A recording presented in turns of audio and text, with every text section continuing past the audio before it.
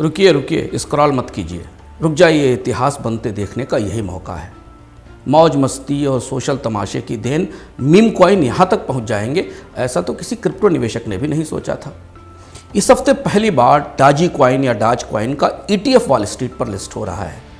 यानी meme coins अब पूरी तरह लीगल हैं और क्रिप्टो की मुख्य धारा का हिस्सा हो गए हैं। ऐसा क्यों हो रहा है?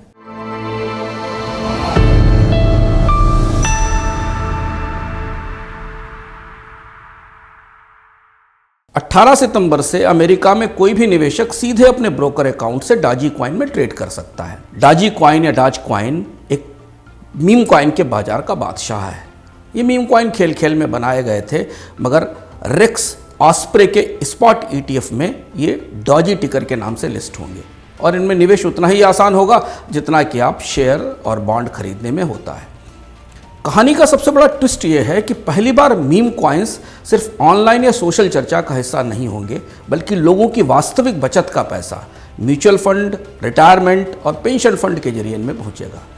वॉल स्ट्रीट के बड़े फंड और निवेशक इनमें अरबों डॉलर का निवेश करेंगे। सिक्योरिटी एक्सचेंज कमीशन ने अमेरिका में कड़े नियम बनाए हैं, लेकिन इसके बाद भी डाजी कॉइन को देखकर आने वाले महीनों में कई टोकन ETF बनने का सपना देख रहे हैं। तो आपको इससे फर्क क्यों पड़ना चाहिए? मीम कॉइन्स अब सिर्फ इंटरनेट या क्रिप्टो फैंस तक सीमित नहीं हैं, बल्कि गंभीर पोर्टफोलियो का हिस्सा बन रहे हैं। इंडियन ट्रेडर हो या ग्लोबल इन्वेस्टर, भारतीय हो या विदेशी, सब कोई अब मीम से मनी किंग बनने को तैयार है।